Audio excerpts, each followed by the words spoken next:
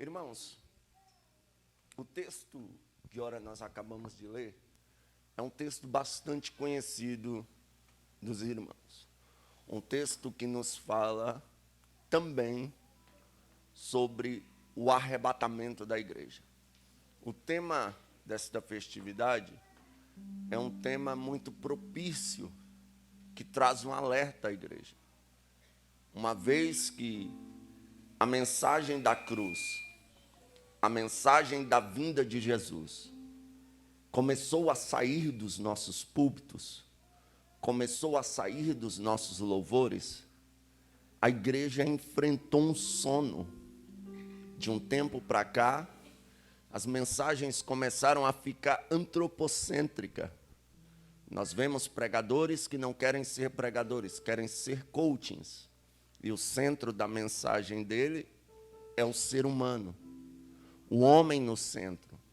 Eu vi um deles dizer de forma muito errônea que nós somos o ponto fraco de Deus. E Deus não tem ponto fraco, porque antes que houvesse dia, ele já era. Nós somos necessitados e carecemos da misericórdia dele. De um tempo para cá, algumas canções, o centro é o homem. É para massagear o ego humano. É para exaltar o homem. E não deveria ser assim, ou nunca foi assim.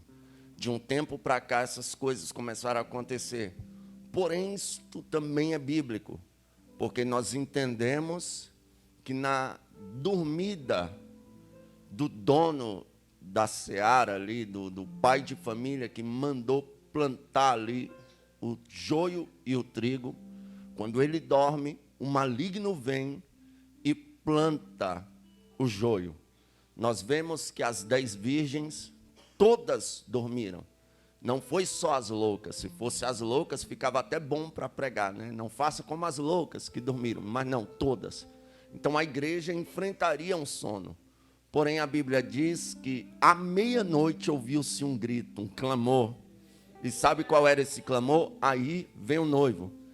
E elas acordam, antes de se encontrar com o noivo, elas despertam. A igreja passou por um sono, passou.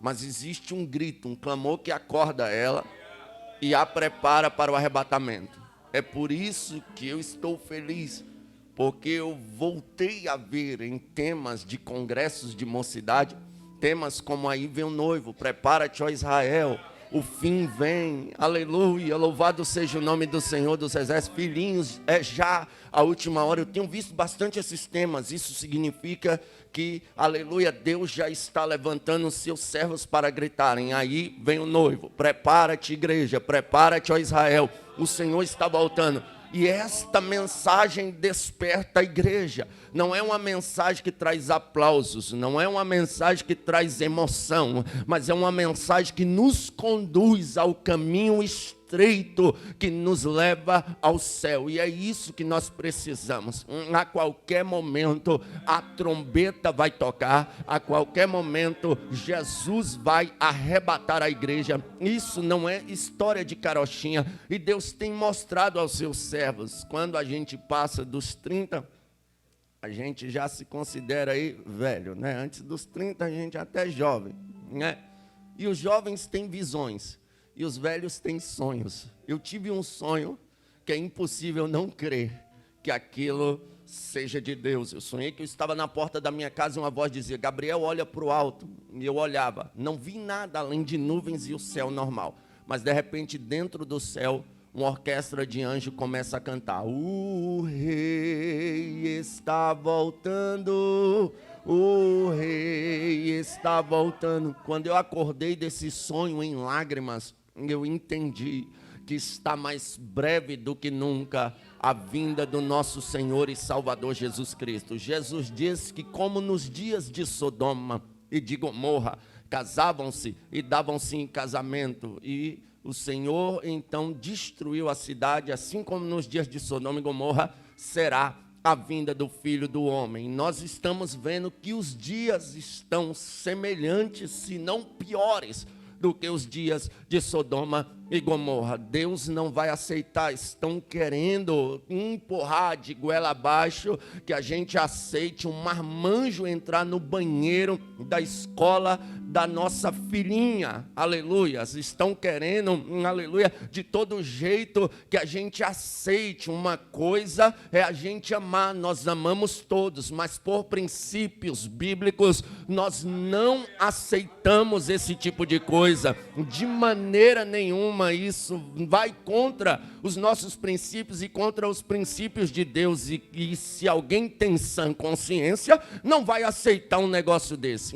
Aleluia. Engraçado que elas gritam, né? Gritam tanto aí, fazem aquele auê, fazem aquele barulhão todo, dizendo que queremos nossos direitos, mas os cristãos não podem ter o direito de a gente ver a nossa irmã, a nossa mãe, a nossa filha sendo guardada. Os dias são iguais de Sodoma e Gomorra. Querem aprovar a depravação, querem trazer a depravação até para a igreja, mas Deus não vai permitir. Eu creio que antes deste mal tomar de conta da sociedade, Jesus irá arrebatar a igreja e nós subiremos. Aleluia! E quando Jesus vier em sua glória buscar os seus, ele vai apartar, é o texto que nós lemos, uns dos outros, como o pastor aparta o bode das ovelhas. O bode, ele não respeita o cajado do pastor, ele quer dar a cabeçada. O bode, se ele encontra uma brechinha na cerca, ele foge. Você vê crente que só quer um motivo para ficar mudando de igreja em igreja. Ninguém presta para ele, nenhuma mocidade presta para ele, nenhum obreiro presta para ele, nenhum jovem tocador presta para ele, nada está bom para ele. É aquele tipo de crente que vive botando defeito em igreja. E fica como se ele fosse perfeitinho, né? Como se existisse igreja perfeita. Não existe igreja perfeita. E se tu encontrar uma, não vá para lá que tu vai estragar ela. Isso é sério. Mas isso é atitude de bode. O bode quer dar cabeçada. O bode quer enfrentar o pastor. O bode quer peitar o pastor. O bode quer mudar aquilo que quando ele chegou já tinha. A ovelha não. A ovelha, ela respeita. A ovelha, ela entende que a vara e o cajado é para proteger, é para conduzir, é para levá-la a águas tranquilas e pastos verdejantes. Oh, glória seja dada ao nome de Jesus. Mas ele vai separar. Jesus, quando vier, vai separar os bodes das ovelhas. E ele vai pôr as ovelhas à sua direita. E vai dizer a elas: vinde, benditos de meu Pai, possuí por herança o reino que vos está preparado desde a fundação do mundo. Existe nesse texto aqui de Mateus capítulo 25, do versículo 31 até o 46, dois lugares preparados. Um que o Senhor preparou para as ovelhas, e outro que nós vamos ver mais abaixo, o lugar preparado para o diabo e os seus anjos, ou seja, o diabo e os demônios. Só que o Senhor vai dizer primeiramente, aqueles que sofreram por amor ao Evangelho, aqueles que, aleluias, derramaram lágrimas para permanecer fiéis, aqueles que decidiram em seu coração perdoar, mesmo quando alguém lhes feriu fortemente. Porque o perdão, irmãos, é uma coisa difícil de se fazer. Não é fácil perdoar quem lhe traiu. Não é fácil perdoar quem falou mal de você. Não é fácil perdoar quem tentou, quem deu em cima do seu marido, quem deu em cima da sua esposa, quem maltratou o seu filho. É fácil perdoar uma pessoa dessa? Eu tive a tristeza de, no dia que eu fui consagrado a diácono, 3 jovens espancaram meu irmão e deram tiros nele. Meu irmão ficou 1 mês em coma 11 meses numa cadeira de roda, e Jesus levantou ele da cadeira de roda para a honra e glória do Senhor. Alguém foi na minha casa com a arma e disse: os caras que fez isso ali com teu irmão estão bem ali, bora lá matar eles. Você pensa que eu não quis ir? Você pensa que a raiva não quis entrar dentro de mim? Mas eu baixei a cabeça e comecei a chorar e disse: não vou, porque agora eu quero ser igual a Jesus. Pai, perdoa eles, eles não sabem o que fazem. Não é fácil. Se alguém te apresentar a proposta do Evangelho dizendo que vai ser só vitória, como diz algumas canções, não caia nesse conto. Não é fácil ser cristão, senão todo mundo era. Não é fácil servir a Jesus, mas uma coisa é gratificante. Só o cristão tem a paz que o mundo não tem, que o mundo não conhece. Aleluia. Só o cristão tem uma paz interior, tem um consolador na hora da dificuldade, na hora da tristeza. E se você está vivendo um dos piores momentos da sua vida, não desanime. Já dizia um grande avivalista: 1/milésimo de segundo no inferno será o suficiente para o ímpio esquecer toda a alegria que ele viveu aqui na terra.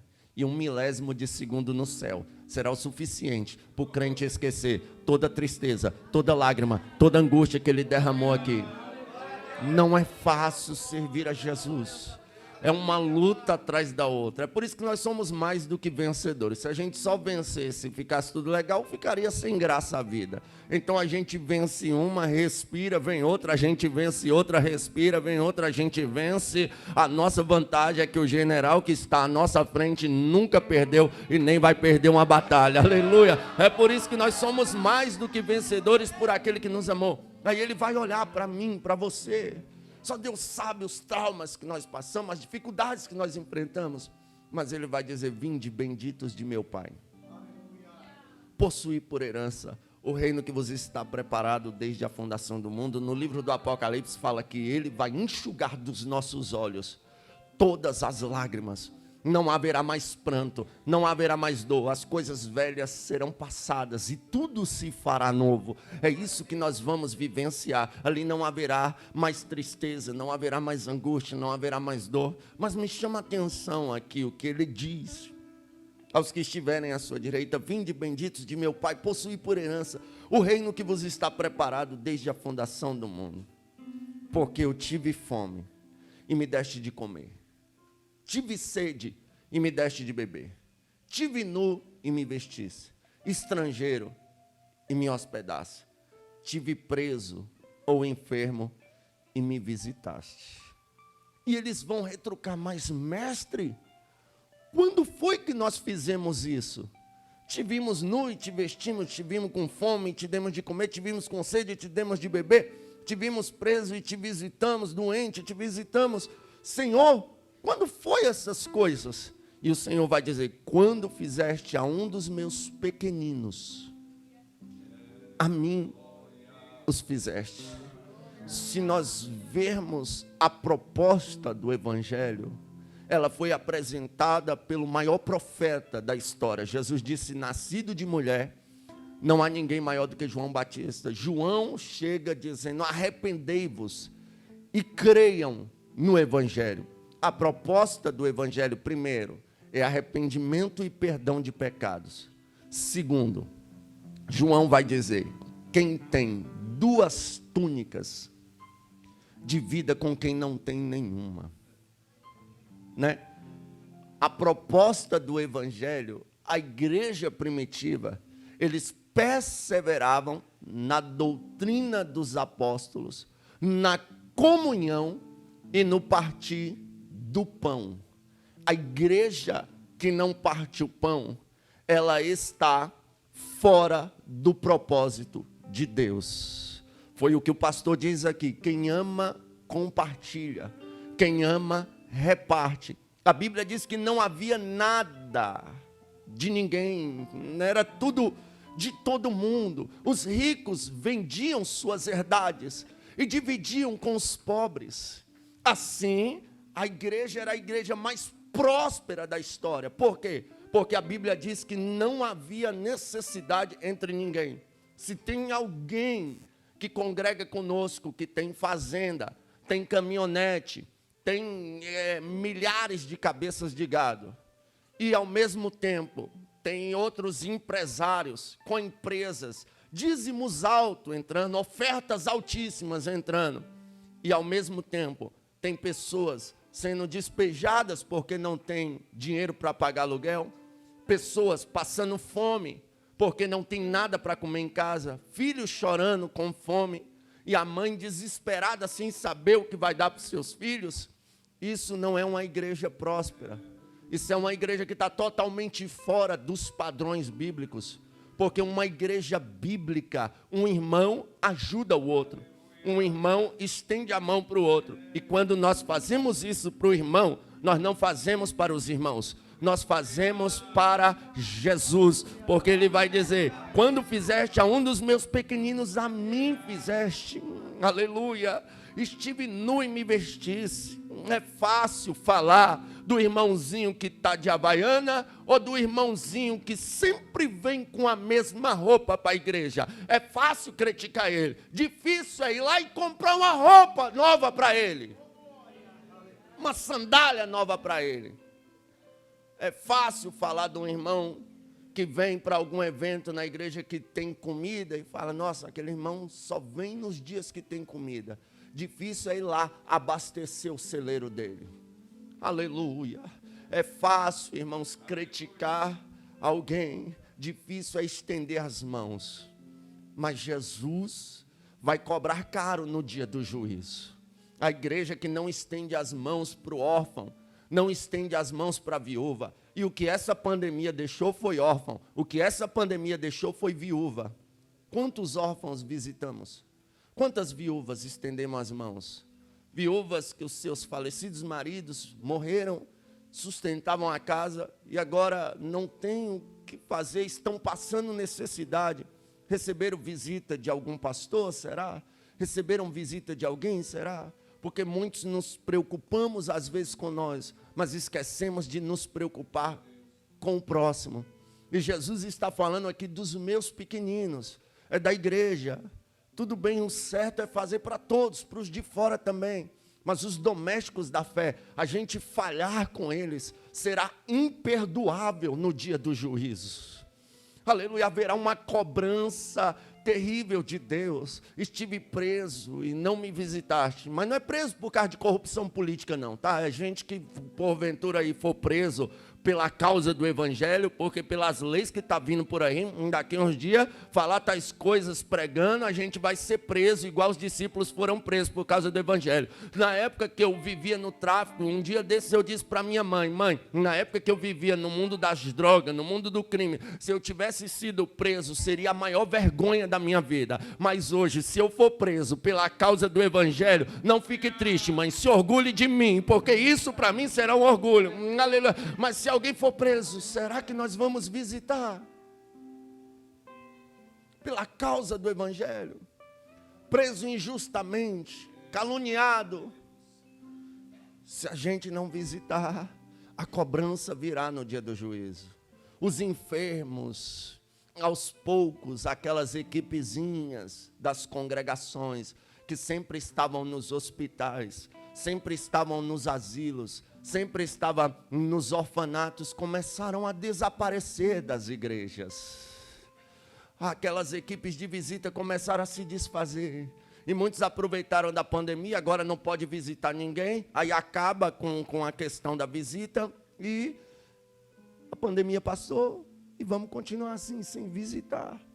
Mas a Bíblia diz que Ele também dirá aos que estiverem à esquerda, os bodes: apartai-vos de mim, malditos, para o fogo eterno, preparado para o diabo e seus anjos. Porque eu tive fome e não me deram de comer, tive sede e não me deram de beber, tive nu e não me vestisse, enfermo, preso e não me visitaste. E eles vão fazer a mesma indagação: Senhor, quando foi que nós tivemos com fome e não te servimos? Com sede e não te demos água?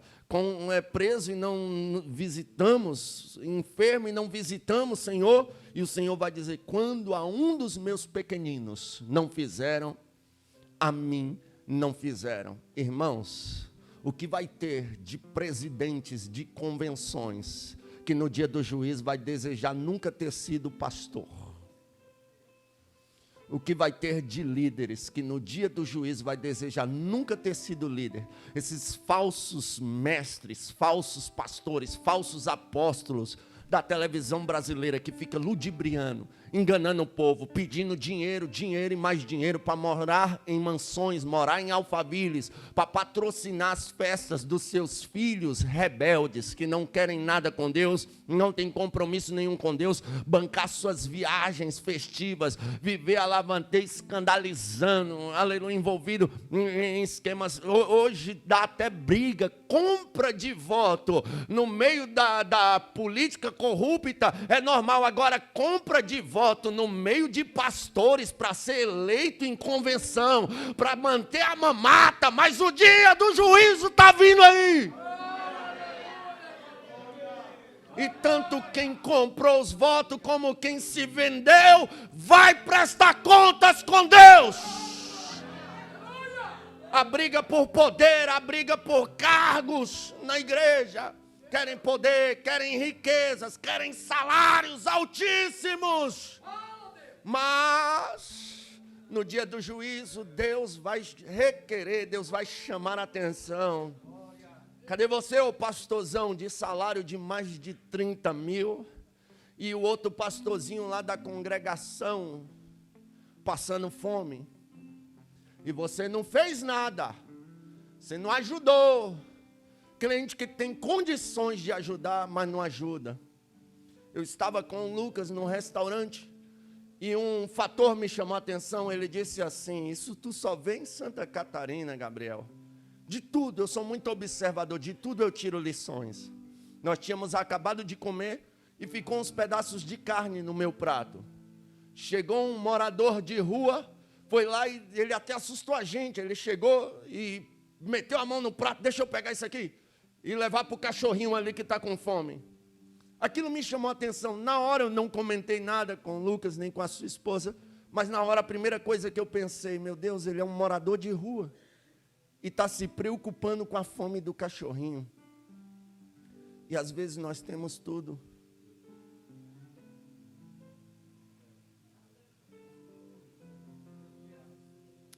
É por isso que será imperdoável, sabe por quê? Porque quem mais divide, geralmente é quem menos tem. As pessoas têm tanto, mas não se preocupam. Como o pastor disse, esse tipo de mensagem tem me custado. Esses dias eu falei com a minha esposa: amor, eu estou com vontade de parar de pregar. Ou então ir para uma congregaçãozinha lá no meio do mato, lá para as bandas do interior do Nordeste, e ficar lá pregando o evangelho na simplicidade. Porque eu estou chateado. A gente chega em reunião de obreiro, que antigamente reunião de obreiro se tratava quantos eram amancebados, como diz no Nordeste, junto e se casaram, regularizaram a sua situação. Aí preenchia lá. Quantos novos convertidos chegaram? Quantos batizaram? E era aquela lista. Quantos foram separados lá para o obreiro? Quantos estão crescendo no ministério? Quantos chegaram? Hoje, mal se fala em quantos batizaram. Mal se fala em quantos se converteram. Mal se fala em quantos regularizaram sua vida diante de Deus. Mas se fala em quanto entrou, em quanto está rendendo. E se a congregação não está rendendo, vamos mudar o pastor lá, cara. Não está rendendo. Se é de aluguel a congregação, não está rendendo. Vamos fechar, não está rendendo. Mas tem umas almas lá. Que se dane as almas. Não está rendendo. Manda fechar. Não está rendendo. Acaba. A gente vai ficar investindo numa coisa que não está tendo retorno. Mas não foi isso que Cristo nos ensinou. O nosso retorno não é aqui na terra. Aleluia. Parabéns ao obreiro da iniciativa de sustentar missionário no campo. Aleluia. Louvado seja o nome do Senhor. A igreja, ela não pode perder o instinto missionário. O Dr. Moody disse que o cristão, ele é um missionário, ele é um impostor. Como assim? Mas eu não prego. Isso não vai te impedir de ser missionário. Como é que faz missão? Aleluia. Louvado seja Deus. É assim, ou é hino, se você tem chamada para ir, vá. Se não tem chamada para ir, ore por quem está indo. Aleluia. Ou então contribua com quem está indo. Mas não deixe a igreja parar. Ajude. Olha, eu tive fome e não me deste de comer. Tive sede e não me deste de beber. Tive nu e não me vestiste. Preso e não me visitaste. Senhor, quando foi que não fizemos essas coisas? Quando não fizeste a um dos meus pequeninos, a mim não fizeste. Até quando alguém vai chegar, mediante a igreja, falando, gente, estou falando gente nossa, tá? Gente, estou desempregado, meu aluguel atrasou. Gente, eu preciso de comida, estou sem comida em casa. E nós vamos hipocritamente. Irmãos, vamos orar pelo irmão? Oração não enche barriga. Oração não enche botijão de gás. Oração não enche celeiro. Aleluia. Quando é para pizza, não aparece dinheiro de todo lado. Quando não é para passeio, não aparece dinheiro de todo lado. Quando é para coisas supérfluas, não aparece de todo lado. O clamor dos necessitados tem chegado diante de Deus e eu não tenho dúvida disso. Aleluia. E Deus vai cobrar duramente. Porque os que não estenderem as mãos, eu já disse isso uma vez, e eu volto a dizer, a Assembleia de Deus, se ela não ajudar o órfão, a viúva e o necessitado, ela é a Assembleia de qualquer outro tipo de coisa, menos de Deus. Porque a Assembleia de Deus, ela é uma igreja amorosa, ela é uma igreja que ama, ela é uma igreja que, aleluia, segue a doutrina. Eu vi um irmão de outro ministério dizer isso, não me encheu de orgulho, isso não me deixou de peito estufado, mas ele é um irmão muito estudado. Ele disse: irmão, embora eu sou de outro ministério, mas analisando todas as igrejas do Brasil, eu tenho que reconhecer que a Assembleia de Deus, ela é a igreja mais próxima da Bíblia que eu vejo. E isso de fato não é uma mentira, mas de um tempo para cá, começamos a perder princípios. Começamos a deixar a teologia da prosperidade, que até os anos 80 era inadmissível no nosso meio.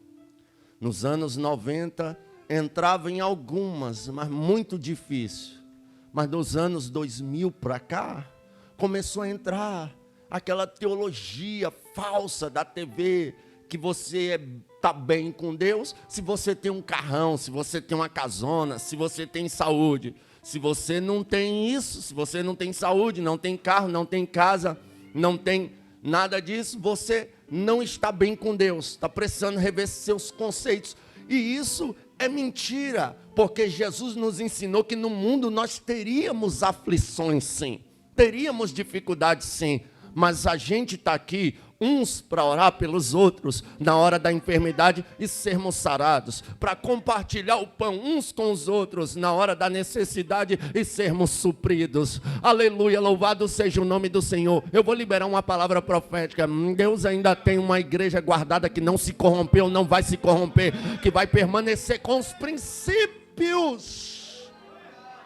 Oh glória, nós não podemos se dobrar diante desse sistema gospel, esse mundo gospel aí, está acabando com a igreja.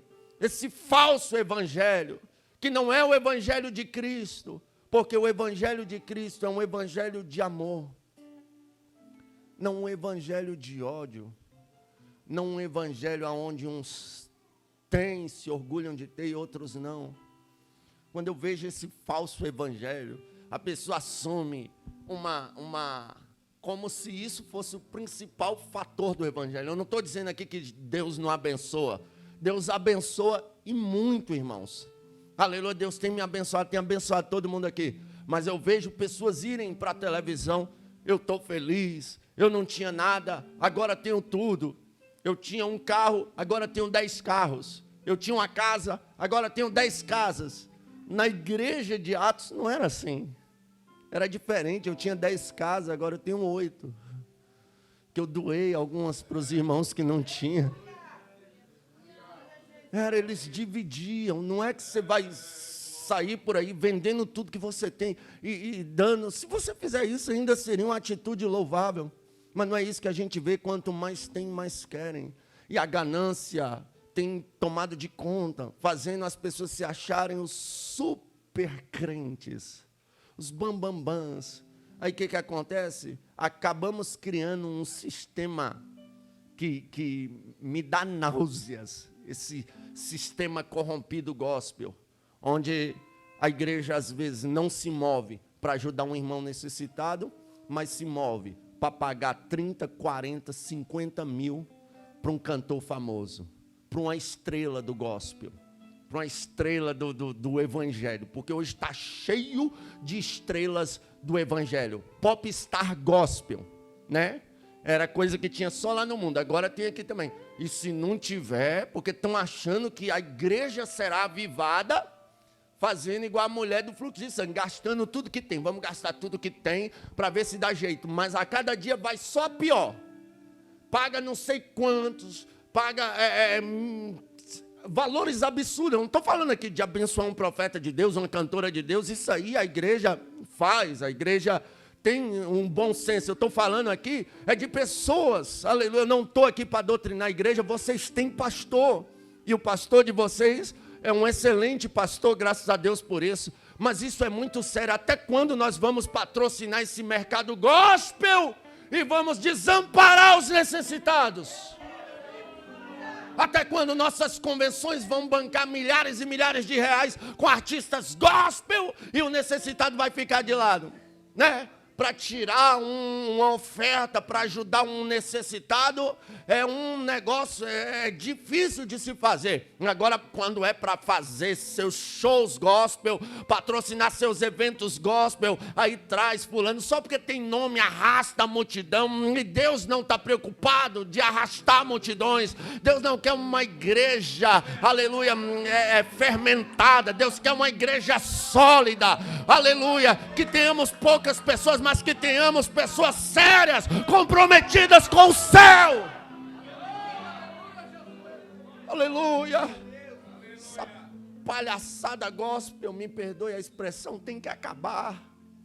Nós não podemos patrocinar isso.